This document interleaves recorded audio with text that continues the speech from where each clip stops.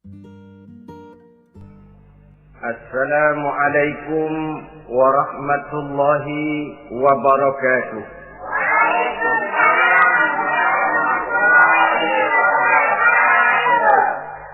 Bismillahirrahmanirrahim.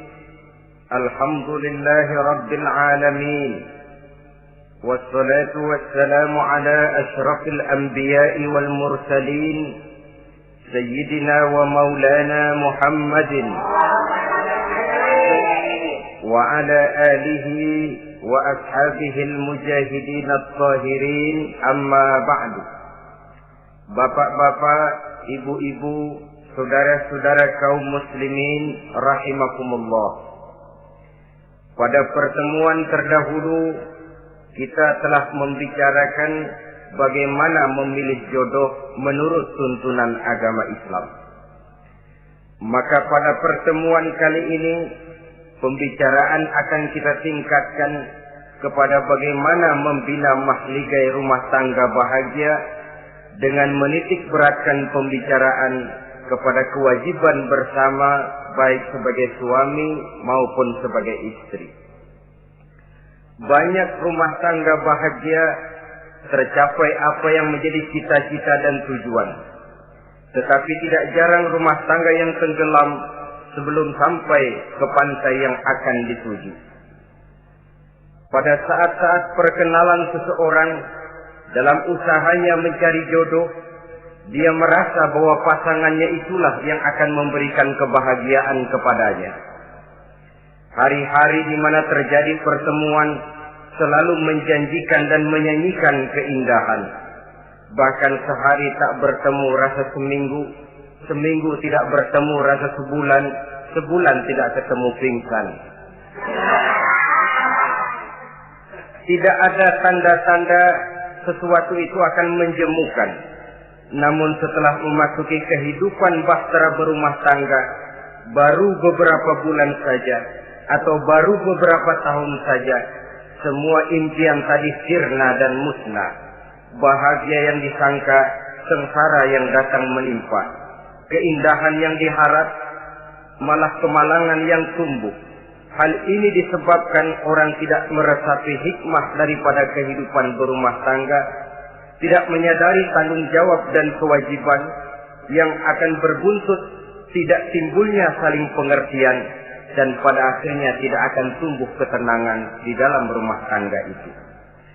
Bukankah kewajiban akan saling memberikan pengertian? Pengertian membawa ketenangan, dan ketenangan adalah tangga utama untuk mencapai rumah tangga bahagia. Oleh karena itu, kita mulai saja dengan kewajiban sebagai seorang suami di dalam memimpin rumah tangga bahagia ini. Yang pertama, kewajiban seorang suami ialah mempergauli istrinya dengan baik.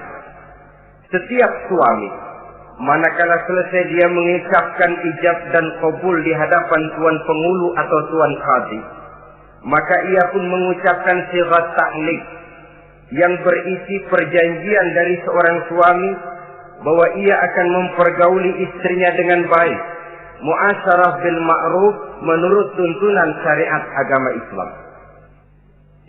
Walaupun janji itu pada zahirnya diucapkan di hadapan tuan pengulu, namun pada hakikatnya itu merupakan janji seorang muslim kepada Allah Subhanahu wa taala. Ini tidak lain karena nikah dalam pandangan Islam merupakan sesuatu yang sakral, merupakan sesuatu yang suci dan bagian daripada ibadah kepada Allah Subhanahu wa taala. Dalam surah An-Nisa ayat 19, Allah Subhanahu wa taala memberikan bimbingan. Ya ayyuhalladzina amanu la yahillu lakum an tarithun nisaa karha. Hai orang-orang yang beriman, tidak dibolehkan bagi kamu mengambil perempuan secara paksa. Dengan kata lain, pernikahan harus dilaksanakan atas dasar suka sama suka. Tidak ada pihak yang terpaksa dan tidak ada pula pihak yang dipaksa. Kita hidup tidak lagi di satu zaman seperti zamannya Siti Nurbaya. Walaupun barangkali cinta memang bisa timbul setelah pernikahan, tetapi akan lebih baik kalau sebelumnya telah diawali dengan saling kenal mengenal, saling memahami latar belakang masing-masing untuk memudahkan timbulnya saling pengertian. Wala ta'diluhunna litadhhabu bi ba'di ma ataitumuhunna illa an ya'tina bi fahishatin mubayyinah. Dan jangan kamu mempersulit mereka karena ingin mengambil kembali sebagian dari apa yang telah engkau berikan kepada mereka, kecuali apabila mereka telah nyata-nyata melakukan perbuatan-perbuatan yang keji. Wa ashiruhunna bil ma'ruf, dan pergaulilah istri-istrimu itu dengan baik. Fa in karihtumuhunna, kalau kamu merasa tidak suka kepadanya, bersabarlah. Fa asa an takrahu syai'an wa yaj'alallahu fihi khairan katsira, karena boleh jadi kamu tidak menyukai sesuatu, padahal Allah menjadikan di dalam sesuatu yang kamu tidak sukai itu kebaikan yang banyak bagimu. Ini merupakan tuntunan umum betapa seorang suami harus mempergauli istrinya dengan baik, mu'asyarah bil ma'ruf, menurut tuntunan syariat agama Islam. Karena bagaimanapun hak milik seorang suami terhadap istrinya adalah milkul manfaat, milik untuk mengambil manfaat, bukan milkul mutlak seperti seorang memelihara budak umpamanya, yang bisa dihitam putihkan, bisa dijungkir balikan, bisa diperlakukan sekehendaknya. Itu bertentangan dengan tuntunan agama kita. Adalah kewajiban seorang suami mempergauli istrinya dengan baik. Kemudian yang kedua, seorang suami harus menaruh perhatian, menjaga kehormatan, dan bila perlu turut membantu dan menolong pekerjaan istrinya. Menaruh perhatian sampai kepada hal-hal yang kecil, sehingga si istri merasa bahwa dia mendapat perhatian. Ada dia mengadu, ada tempat dia melarikan persoalan, ada tempat dia bercerita. Sejak dari tingkah laku, berpakaian, berperhiasan, make up, dan lain sebagainya.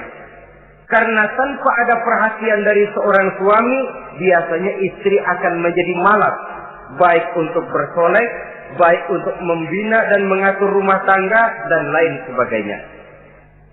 Apalagi tidak berat lidah untuk memuji perbuatan baik yang dilakukan istrinya, dan tidak mencela secara langsung perbuatan-perbuatan salah yang dilakukan oleh istrinya. Dia bisa menegur secara bijaksana dan dewasa. Saudara-saudara kaum muslimin, seorang sahabat bernama Salman Al-Farisi mempunyai adik perempuan yang kawin dengan Abi Dzar Al-Ghifari.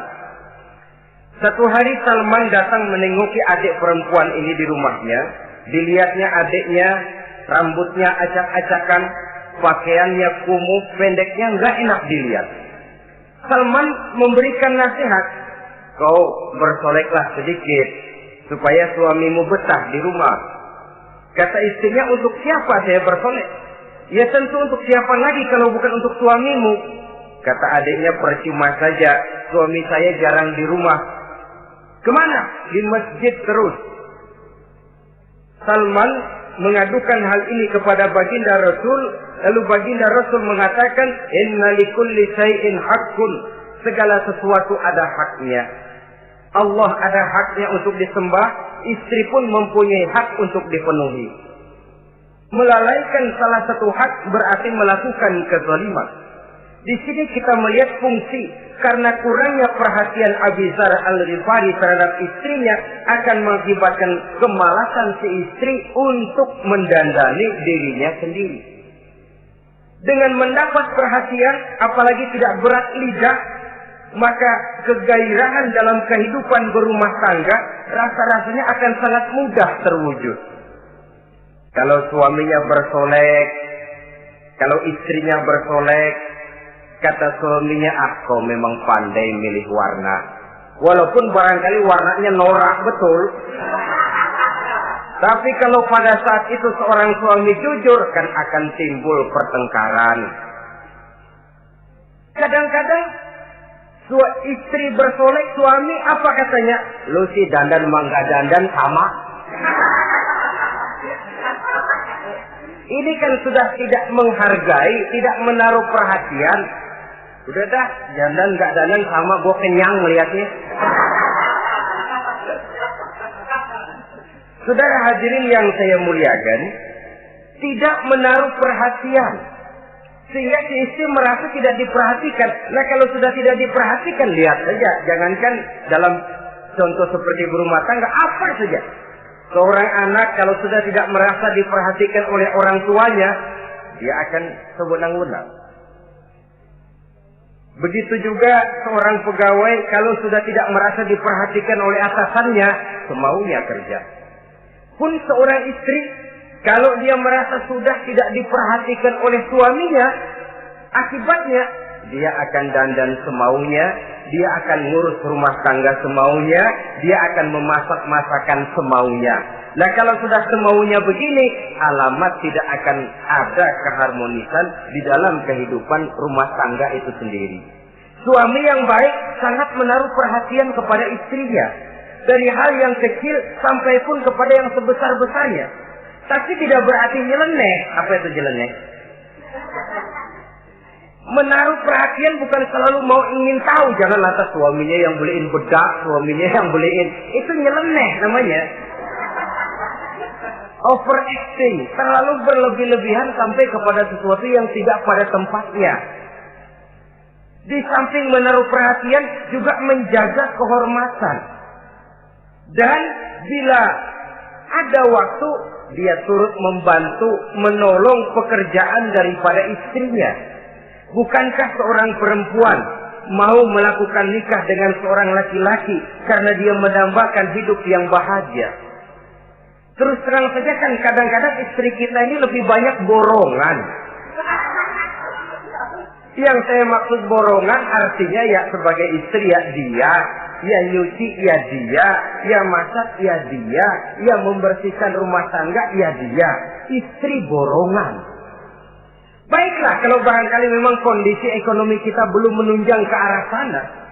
Walaupun istri berkewajiban untuk taat kepada suami, tetapi adalah wajar suami pun tenggang rasa dan timbang-timbang.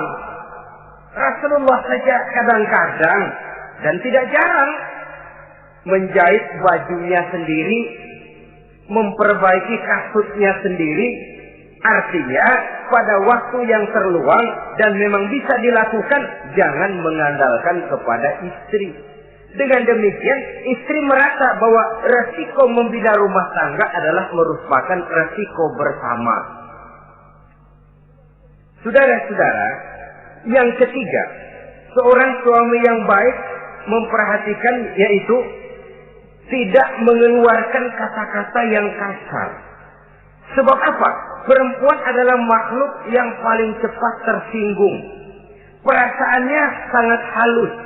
Dan saya kira perempuan itu lebih sakit ditampar dengan bahasa daripada ditampar dengan tangan. Kalau ditampar dia dengan tangan, urusannya paling nangis 2-3 jam sudah sembuh. Tapi ditampar dia dengan kata-kata, ditampar dia dengan omongan, itu sangat menyakitkan hatinya. Seorang suami yang baik tidak mengeluarkan kata-kata yang menyinggung perasaan, kata-kata yang kasar. Dia pandai menggunakan kata-kata yang baik untuk menghidupkan rumah tangganya. Rasulullah seringkali memanggil Siti Aisyah itu dengan Humaira. Humaira dari kalimat ahmar yang kemerah-merahan. Sebab rupanya kulit Siti Aisyah itu kuning kemerah-merahan seperti tomat mengkel. Sehingga panggilannya Ta'ali ya Humaira, kemarilah wahai yang kemerah-merahan. Alangkah indahnya panggilan ini. Kadang-kadang kita mah jujur suami ini. Ketahuan istri bongkok, enak banget bongkok, sini loh.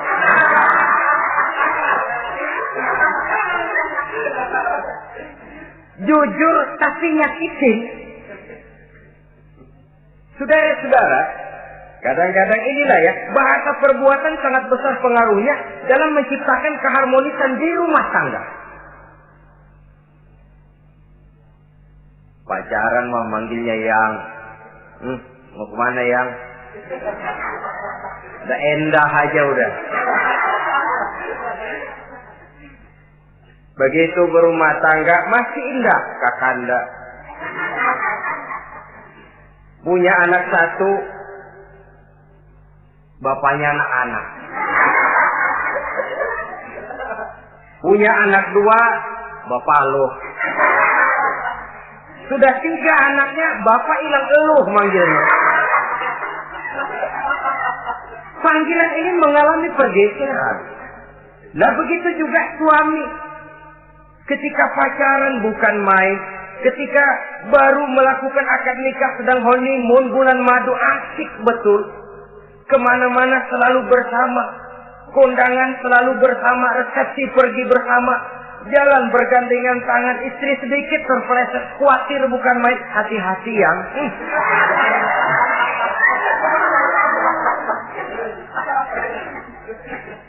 Sudah anak 3, istri ngajak kondangan, kata suami, lo pergi duluan aja dah.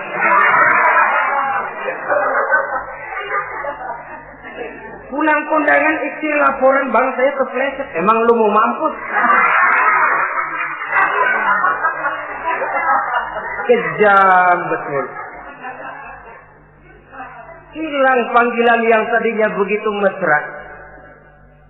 Saudara hadirin yang saya muliakan, ini kata-kata.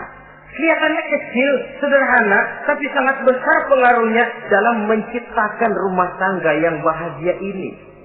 Oleh karena itu, soal isi hati kita, itu urusan gaib yang tahu cuma Allah. Orang lebih dahulu lihat penampilan, dan dari penampilan ini yang dinilai adalah kata-kata kita.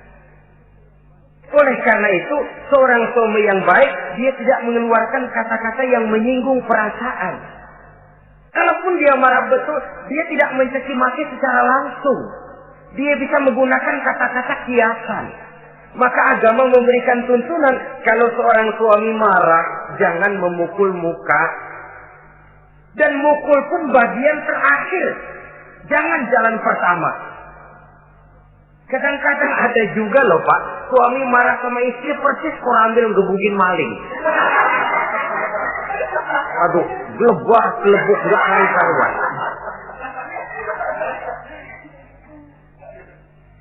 Jangan, kata agama, kalau kau memang ya melihat tingkah laku istrimu yang tidak enak, tegur dengan kata-kata lemah lembut.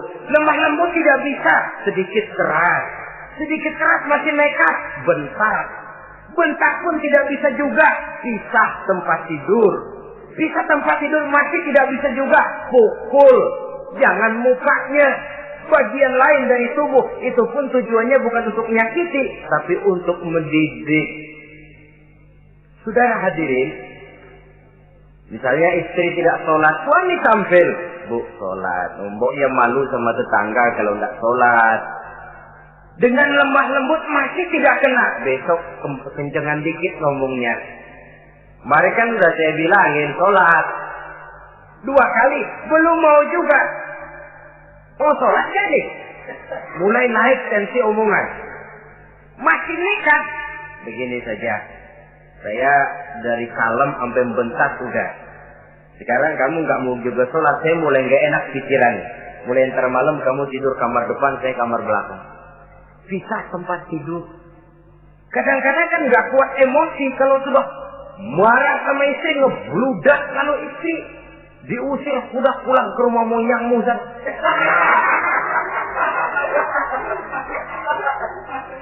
Kata agama jangan, pisah tempat tidur saja. Sudah, kamu tidur kamar depan, saya kamar belakang. Pisah tempat tidur. Kenapa? Nanti malam kalau hujan turun, pikiran berubah, berasa perlu, tinggal pindah kamar. Secara psikologis, saudara-saudara. Jadi melalui processing. Oleh sebab itu, kata-kata sangat besar pengaruhnya di dalam membina kehidupan berumah tangga. Seorang suami yang baik tidak mengeluarkan kata-kata yang bisa menyinggung istrinya. Sebaliknya, istri pun demikian. Tidak mengeluarkan kata-kata yang bisa menyinggung perasaan suaminya. Sebab lebih dosa besar kata-kata suami istri yang menyinggung suaminya, walaupun sama dosanya ya. Tapi lebih besar ketersinggungan seorang suami ketimbang seorang istri ini. Namun agama memberikan tuntunan, suami lebih dahulu yang diajarkan. Jangan mengeluarkan kata-kata yang bisa menyinggung perasaan. Baik itu menyangkut dandanan istri, caranya pakaian, caranya jalan, ataupun masakannya. Masakannya sekalipun tidak kita sukai, ya ndak usah. Misalnya sayur keasinan, begitu dicobain menteleng mata pelatat, melotot keasinan. Ndak usah lantas tolak pinggang, lu masak melotot ya. Ndak usah. Saudara hadirin yang saya muliakan, jadi itu dari segi masakan. Dari segi pakaian, umpamanya istri kita berpakaian tidak sesuai dengan tuntunan agama, cukup kita bisa berkata, pakaianmu sebenarnya bagus, motifnya, potongannya, kainnya, cuma kok kelihatannya kok potongan badanmu kok kelihatan betul dengan terbungkus pakaian seperti itu. Alangkah lebih baiknya, nah dengan demikian istri nggak terlalu tersinggung. Daripada sudah dandan bagus-bagus, lalu istri suami ngobrol kata yang gak enak. Bagus lo kayak nangka dikerosorin.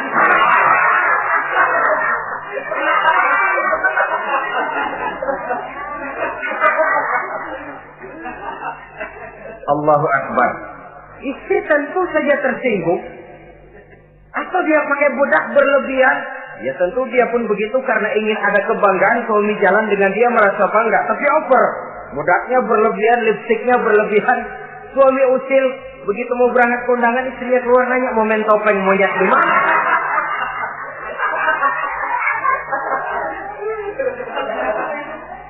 Tentu dia akan tersinggung karenanya.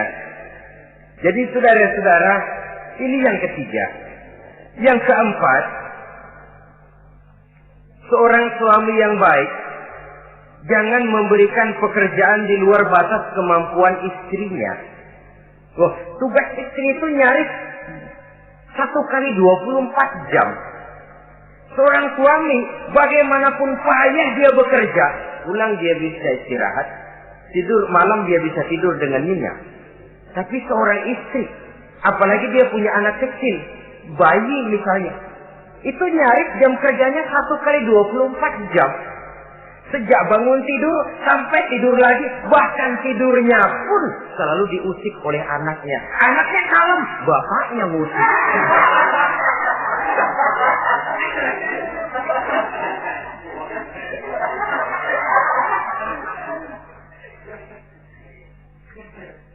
Jadi jangan memberikan pekerjaan di luar batas kemampuan.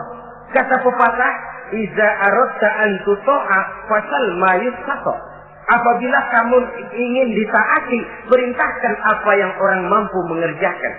Jadi kalau kita memerintahkan seseorang untuk melaksanakan sesuatu yang dia jelas tidak mampu, itu artinya sama dengan kita tidak ingin ditaati oleh orang itu. Bukan dia tidak mau taat, jenis pekerjaan yang kita berikan di luar batas kemampuannya. Nah kalau sudah begitu, tentu saja lalu ketaatan akan menurun jadinya. Tadi sudah saya katakan, kadang-kadang istri kita ini istri borongan. Dalam arti, ya dia masak, ya dia nyuci, ya dia ngepel, ya dia ngejemur, ya dia ngetrika. Borongan. Terlalu berat tugasnya. Oleh karena itulah seorang suami yang baik, dia harus tenggang rasa, timbang diri, tidak memberikan pekerjaan yang di luar batas kemampuan daripada istrinya. Kalau tidak mampu karena merasa dimanjakan oleh istri suaminya.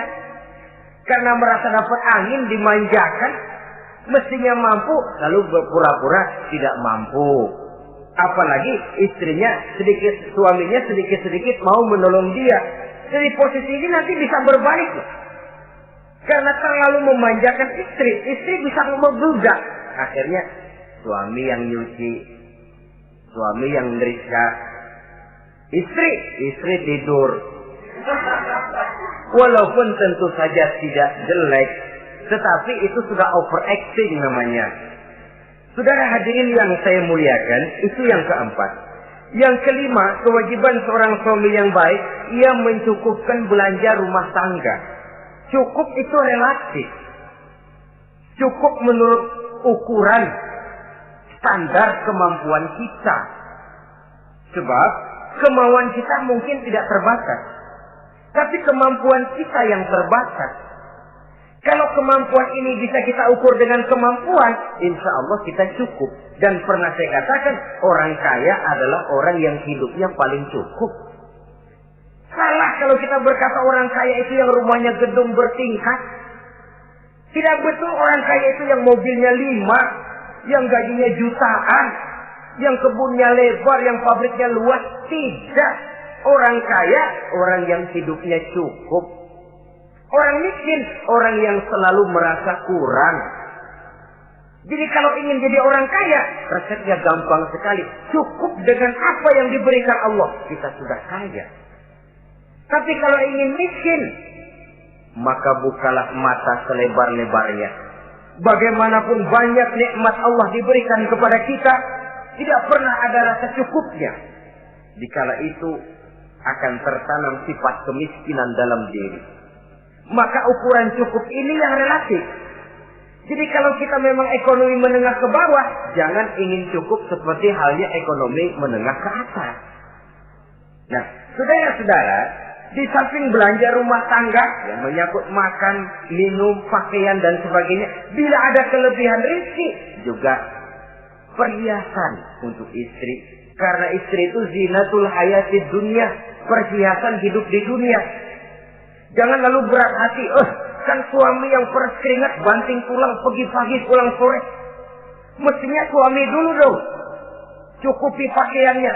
Betul, kelihatannya memang begitu, tapi jangan lupa istri kita bagian daripada hidup kita. Baik dia dilihat orang, baik kita disebut orang. Jelek dia dipandang orang, jelek juga kita disebut orang. Dia adalah bagian daripada kehidupan kita. Orang kan sering bilang tuh, Mpo Ano, kenapa? Gue gerah banget ngeliatnya. Emang kenapa? Emang kenapa dia? Ke pasar pakai kutang doang.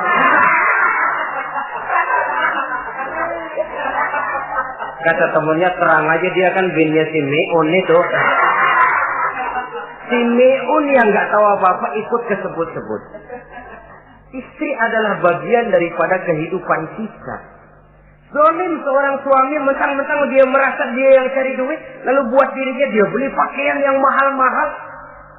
Istrinya cuma nggak karung doang dipakai.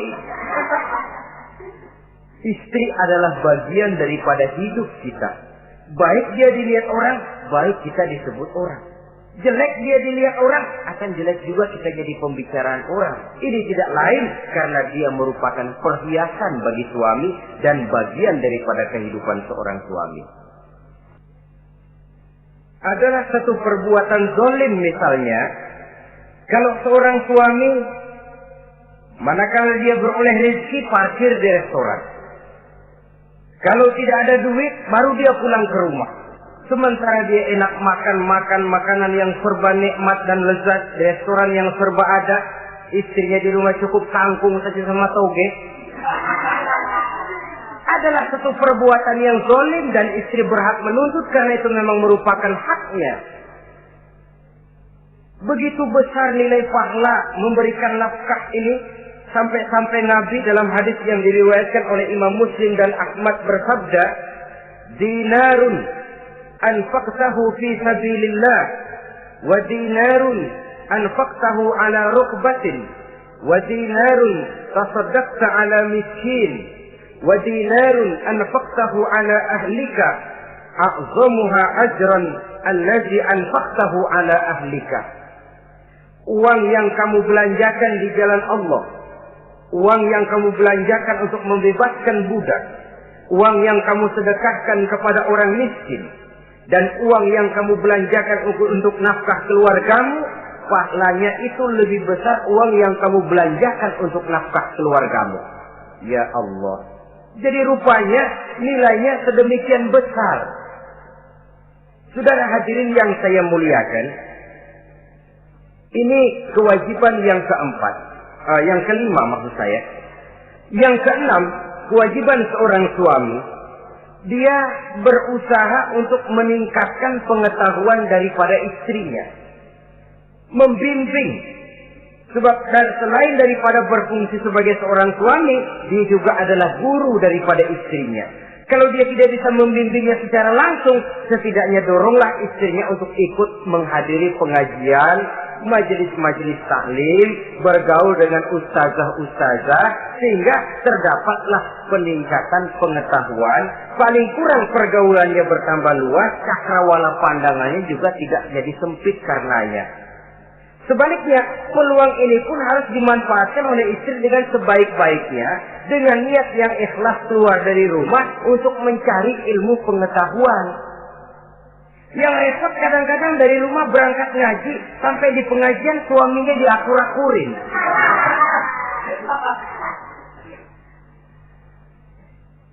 Atau tetangganya jadi bahan gunjingan.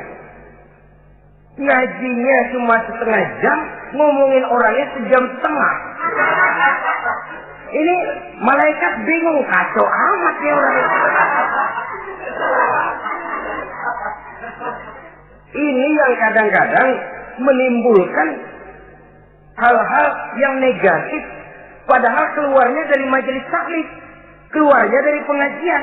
Tapi karena di pengajian yang dilihat adalah gelang temennya, anting temennya, rantai temennya, lalu walaupun nggak tahu belaga, tahu baru dapat berita burung, katanya si Ano, oh iya anu.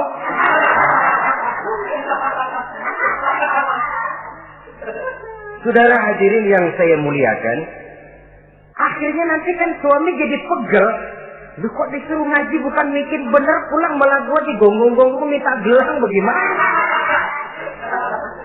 Rupanya tidak memanfaatkan peluang yang diberikan itu seperti yang seharusnya. Jadi kalau memang seorang suami tidak bisa membimbing istrinya dalam arti meningkatkan ilmu pengetahuannya, doronglah dia, berikan kesempatan untuk menghadiri pengajian, majelis-majelis taklim yang akan lebih membuka nuansa pergaulan, lebih meluaskan pandangannya, dan ada refreshing. Nah ini penting. Apakah kita suami ini pernah membayangkan bagaimana kalau kita 1 kali 24 jam mesti ada di rumah saja? Tiap hari menghadapi yang itu juga. Apa tidak timbul kejenuhan? Kalau kita begitu, apa istri kita juga tidak begitu?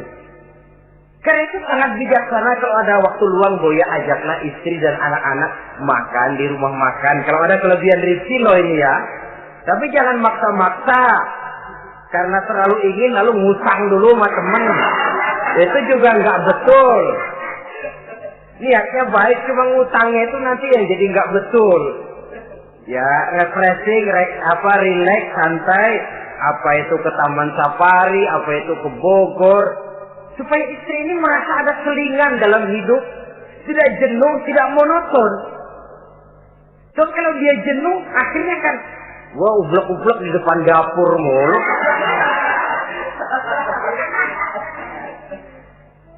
Saudara hadirin yang saya muliakan, kejenuhan ini pada suatu saat akan meledak. Nah, kalau meledak tanpa tersalurkan, dia akhirnya akan mencari saluran sendiri. Iya kalau positif, kalau negatif, inna lillahi wa inna ilaihi raji'un jadinya. Oleh karena itu, seorang suami yang baik berkewajiban meningkatkan pengetahuan istrinya. Sebab boleh jadi istri tidak melaksanakan kewajiban karena tidak tahunya. Nah kalau istri nggak tahu, jangan digoblok-gobloki. Mestinya dibimbing, diberikan kesempatan ngaji. Kamu sih disuruh gini aja kok nggak bisa, emang goblok aku nih. Memang bukan dibimbing malah digoblok-gobloki. Lalu istri kan apa ya? Bahasa Prancisnya nelongso. Apa nelongso? Narik diri. Apa katanya? Gue tahu lo goblok, lo nggak kawin sama gue. Nah,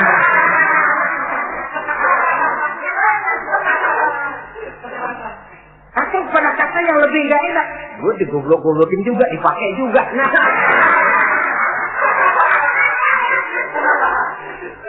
kan lebih nggak enak lagi tuh. Jadi saudara-saudara, hal-hal yang memerlukan kesabaran ini memang menuntut kedewasaan dari seorang suami. Dia kalau baru 1-2 bulan berumah tangga, segalanya masih menjanjikan dan menyanyikan keindahan. Tapi makin hari kita bergaul di rumah tangga, kita makin tahu karakter, mental, watak daripada istri. Kekurangannya mulai kelihatan, keburukan wataknya mulai nampak. Dikala itulah kita sebagai suami harus dewasa, sabar, membimbing mereka. Kalau waktu 2-3 bulan pertama di rumah tangga namanya honeymoon, segalanya indah. Mana ada kekurangan.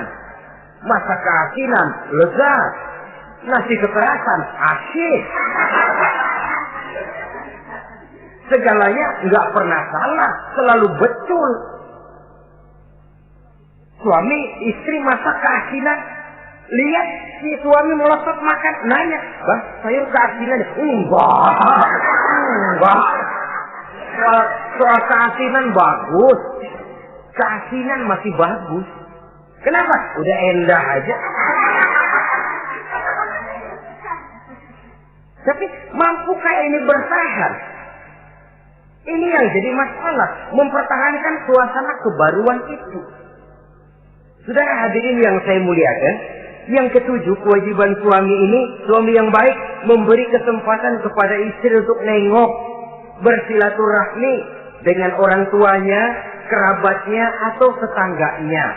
Walaupun nanti ya, istri tidak boleh menggunakan ini secara salah. Karena apa? Karena orang tua dan mertua itu cuma istilah. Hakikatnya ya sama, ya mertua ya orang tua. Ya apalagi orang tua. Itu cuma satu istilah. Perbedaan istilah tidak harus menyebabkan kita berbeda sikap. Jangan kalau mertua yang datang, suami curiga. Kalau istri didorong-dorong. Begitu tuh, datang. Babelu katanya. Lalu belum apa-apa sudah buruk sangka. Biasa babelu. Biasa katanya. Nah, biasa ini sudah gak enak tuh. Biasa datang bawa jeruk, pulang minjem duit. Allahu Akbar. Ini kan sudah menanamkan rasa gak enak. Malah akan lebih baik kalau mertua yang datang, suami menyambut lebih dahulu. Tidak akan nampak kecintaannya. Tidak lagi membedakan antara mertua dengan orang tua karena cuma sekedar istilah. Memberikan kesempatan. Dan seorang istri pun, walaupun akan ke rumah orang tuanya sendiri, izin suami itu wajib. Jangan merasa, saya kan mau ke rumah orang tua sendiri, kepada orang tua kan ibadah, wajib, betul. Tapi setelah punya suami, ranking pertama suami. Bukankah saudara pernah dengar satu riwayat, seorang sahabat akan pergi jihad di jalan Allah, perang membela agama. Ketika akan berangkat, dia pesan sama istrinya, "Aku mau perang membela agama. Aku pesan, kalau aku belum pulang ke rumah, kau jangan keluar rumah." Baik bang, berangkatlah si suami dengan iringan doa istrinya. Nah, ini istri yang baik ya. Suami pergi kantor, istri doa. Di situ letak kerjasama. Suami buka warung, istri sembahyang duha. Di situ letak kerjasama. Ya Allah, kata istri dalam doanya itu, mudahkan rezeki suami saya. Kalau memang rezekinya masih di langit, turunin ya Allah. Kalau masih terpendam di perut bumi, keluarkan ya Allah. Kalau masih jauh, dekatkan ya Allah. Ikhlas melepas suami dengan iringan doa. Suami pun berusaha lulapan terasa jalannya. Tapi kalau dari berangkat keluar rumah sudah dilepas oleh bemo. Tahu bemo? Moyo. Itu suami berangkat juga hatinya sudah kusut. Sudah tidak dilepas dengan doa. Lalu istri juga barangkali suaminya berangkat ngedumel. Ya, jangan dikasih rezeki dah Tuhan, tadi dikasih rezeki gak kawin lagi. Nah.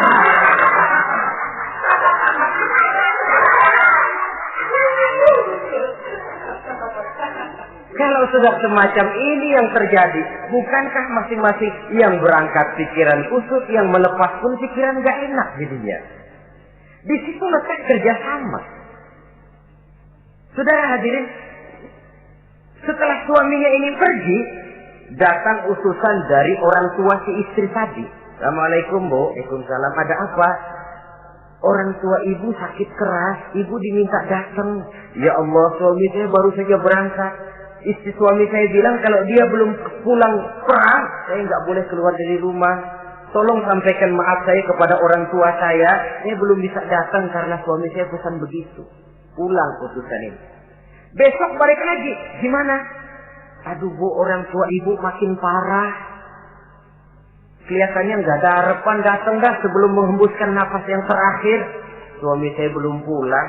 Saya nggak berani keluar rumah sebab begitu pesannya. Sudah, pulang saja. Saya ikut doa mudah-mudahan orang tua cepat sembuh. Besoknya hari ketiga utusan ini datang lagi. Bagaimana? Sudah meninggal Bu. Barangkali sebelum dikubur ibu masih mau ketemu. Maaf saja. Bagaimanapun berat hati saya, suami saya belum pulang. Pesannya tadi begitu. Ini rupanya utusan kesel. Ini orang sama orang tua sendiri gini-gini amat. Lalu lapor kepada baginda Rasul. Apa jawab beliau? Baginda Rasul malah berkata, dosa orang tua yang meninggal ini sudah diampuni oleh Allah karena dia mempunyai anak perempuan yang begitu taat kepada suaminya. Allahu Akbar. Jadi ketaatannya kepada suaminya ini diberikan satu ganjaran oleh Allah mengampuni dosa orang tuanya yang sudah meninggal ini. Jadi jangan merasa mentang-mentang mau ke rumah orang tua sendiri selonong boy. Selonong boy, masa bodoh laki mau tahu nggak tahu, pokoknya gua ke rumah orang tua gua sendiri. Jangan lupa setelah berumah tangga, ranking urusan pertama suami, setelah itu barulah orang tua. Saudara hadirin yang saya muliakan, begitu juga istri yang baik mendapat izin dari suaminya. Bu, tolong ambilin uang di dompet. Sudah izin. Istri yang baik, dompetnya dibawain. Ini saja Bang, ambil sendiri. Nanti saya ambil 10.000, merasa kurang 20.000, lagi ambil saja sendirilah. Lain dengan istri yang nyelonong, laki pergi mandi, dompet acak-acakan.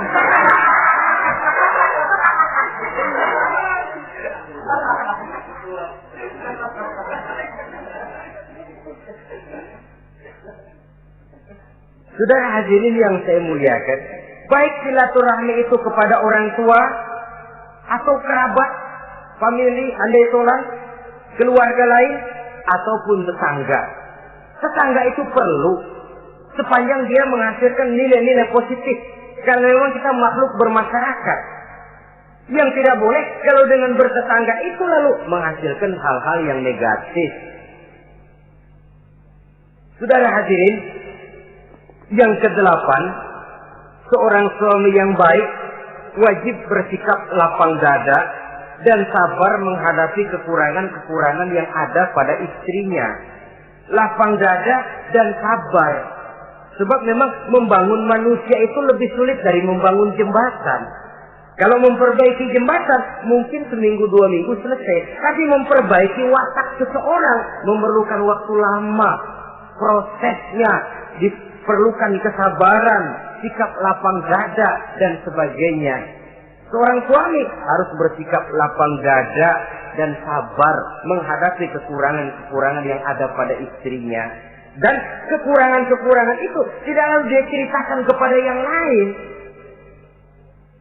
Kan ada toh kadang-kadang suami kalau ngobrol sama temennya, kekurangan istrinya jadi topik diskusi. Gini gue payah banget dah.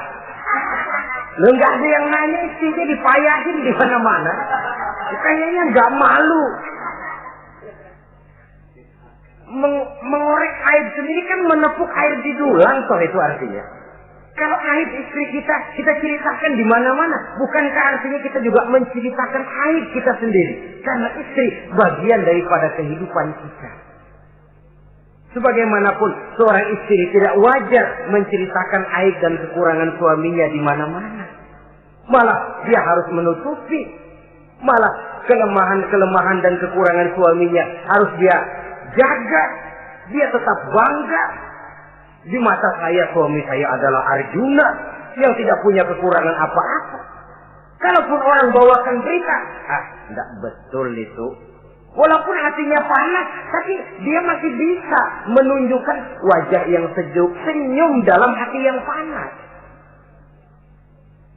Sebab saudara-saudara, apabila kita tidak punya filter, ini kadang-kadang kita mau tenang, kita bisa dibakar oleh yang lain. Tapi kalau ada filter, kita bisa menyaring, boya masa iya. Sehingga dengan demikian, sikap lapang dada dan kesabaran ini, walaupun diutamakan adalah merupakan kewajiban suami, juga sekaligus merupakan imbangan daripada si istri. Nah, kemudian yang ke-9, seorang suami wajib berpenampilan bersih dan rapi di hadapan istrinya. Dia tanpa anggun. Anggun ini lalu menimbulkan wibawa. Nah, dari wibawa lahir rasa hormat. Tapi kalau suami di depan istrinya kelihatan butut, rebek, jelek, belek,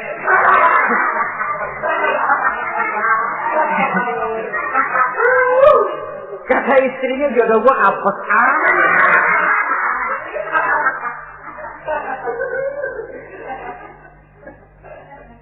tidak akan timbul kewibawaan. Nah, kalau sudah tidak timbul wibawa, dia bagaimana si istri itu akan merasa dia wajib taat kepada suami. Saudara hadirin yang saya muliakan, jadi ternyata penampilan bukan cuma kewajiban istri, seorang suami juga harus mengimbangi itu.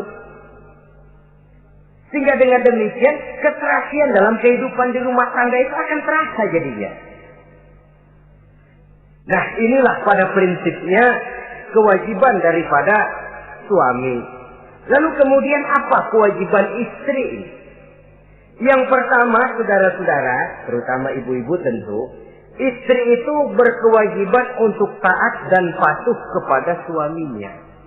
Sepanjang perintah suaminya itu tidak untuk bermaksiat kepada Allah.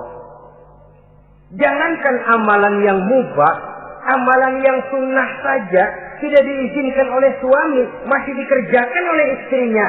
Dosa. Itu amalan sunnah. Misal saja ini ya. Suami kebetulan ngambil cuti. Hari Senin ada di rumah. Begitu malam Senin, kata si istri, "Bang, besok kan hari Senin, saya mau puasa sunnah." Karena istrinya santri, biasa puasa Senin Kemis. Kata suaminya, "Lu tega amat, gua tumben perek Senin. Senin ada di rumah lalu mau puasa, gue lu suruh ngapain?" Umpamanya lo ya, umpama.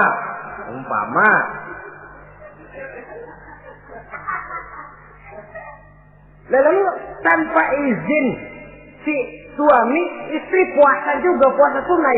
Bukan saja tidak mendapat pahala, malah dosa hukumnya. Ini amalan sunnah. Apalagi tibang pergi arisan. Apalagi tibang pergi tetangga. Amalan sunnah tidak mendapat izin daripada si suami, dosa untuk dikerjakan. Dengan pertimbangan tadi, ya tumben cuti hari Senin. Istri dadakan puasa, lah suami nganggur total.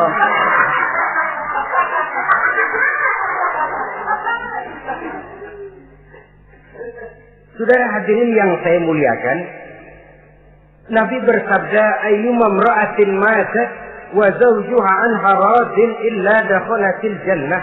Apabila seorang istri, seorang perempuan meninggal dunia, suaminya ridho kepadanya, maka perempuan itu pasti masuk surga. Ini artinya kalau seorang perempuan meninggal dunia, ya dia tukang ngaji, ya puasa Senin Kemisnya rajin, ya sujudnya hebat, tapi dia meninggal suaminya enggak ridho, pintu surga belum dibukain sampai suaminya ridho kepadanya. Ini begitu besar kewajiban untuk taat. Nah, di sini suami wajib mengimbangi. Jangan mentang-mentang istri wajib taat, lalu suami overacting, kerjanya cuma tulak pinggang sama nunjuk. Lo, kalau gua bilang nyungsep. Ya enggak. Contoh dari baginda Nabi tadi sendiri kok, beliau itu menjahit bajunya, memperbaiki kasusnya. Yang bisa, ia kerjakan, nggak usah ngandeli. Saudara hadirin, yang kedua, seorang istri berkewajiban untuk memperlihatkan budi pekerti yang baik kepada suaminya. Lah, budi pekerti itu yang baik yang bagaimana? Yang diisyaratkan oleh Nabi. Apa kata beliau? Khairun nisa, perempuan yang baik ialah man sarratka iza absorta, yaitu yang mengembirakan kamu apabila kamu memandang kepadanya. Satu, ini termasuk budi pekerti yang baik. Apabila dipandang oleh suaminya, dia pandai menyenangkan, menggembirakan hati suaminya. Jadi, tolong ibu-ibu, jadilah istri yang siap pakai. Nah, itu tuh. Itu istilahnya. Anytime already, standby. Ya.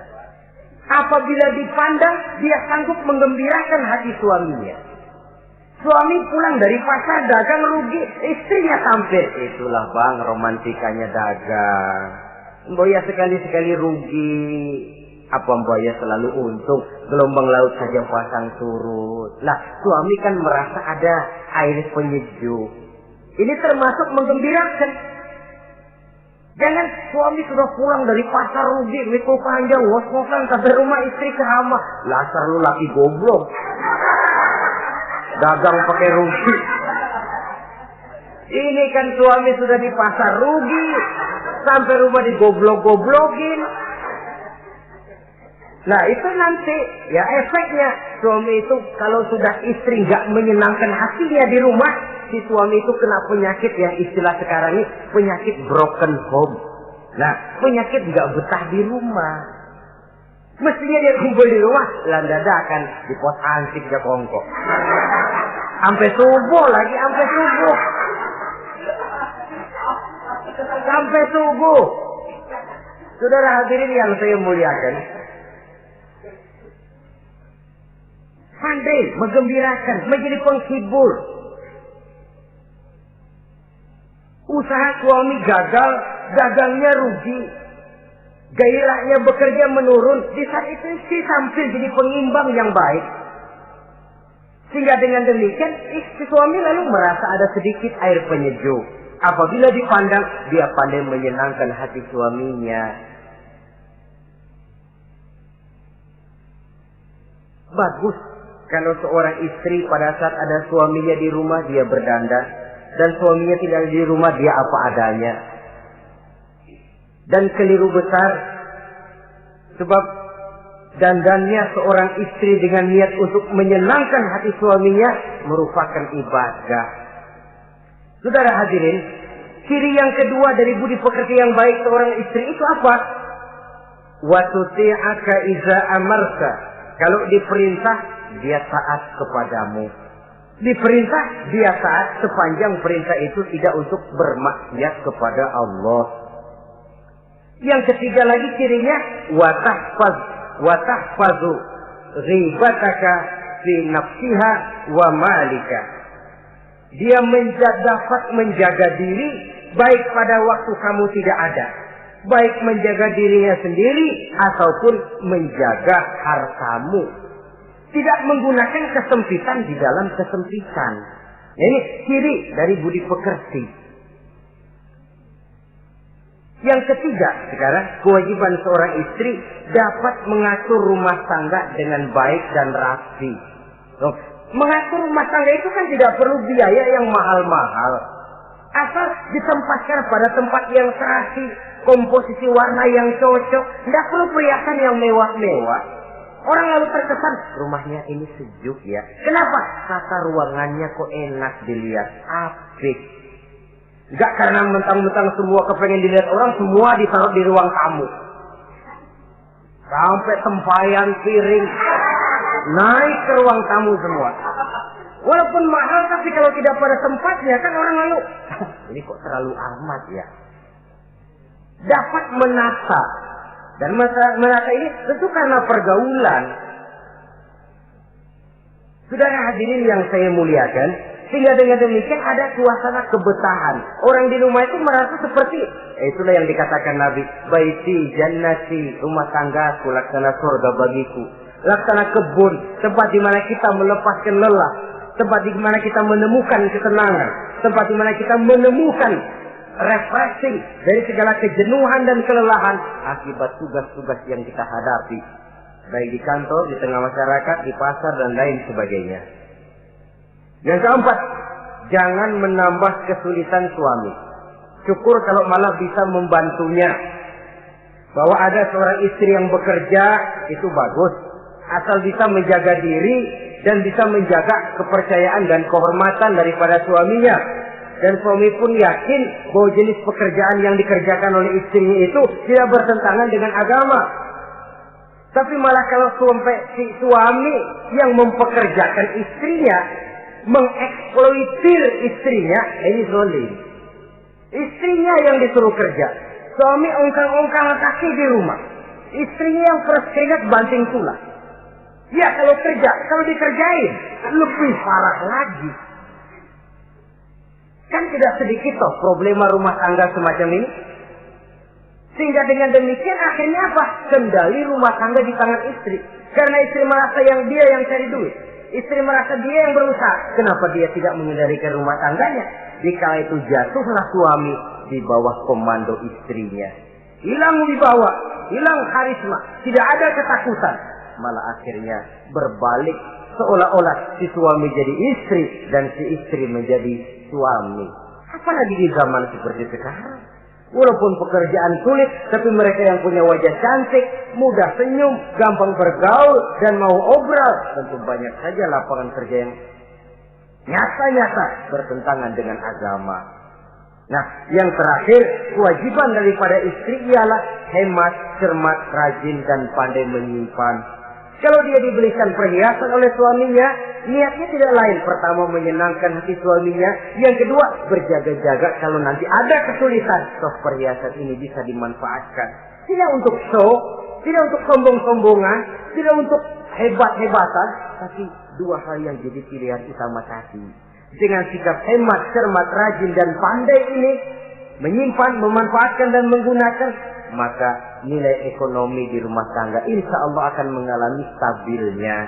Dengan demikian, saudara-saudara, secara sepintas, kewajiban suami dan istri sudah kita bicarakan. Dengan saling melaksanakan kewajiban akan timbul saling pengertian. Dari pengertian akan timbul ketenangan.